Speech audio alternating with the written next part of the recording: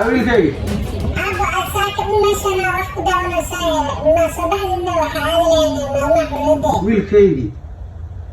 laacibka garoonka ku jiro waxa ka laacibsan ninka tarabuunka ciyaarta ka daawanaya ciyaaryaankii riyo ah ha anina waxaan ku leeyahay maalmaha xurriyadda dadka metelayo waxa ka jaanis fiican oo ka fiican dadka guryaha ku daawanaya ani markii inta ku daawana ma wiilkayga kan ma arki kartid waa yartaa wili 18 plus waa alaabta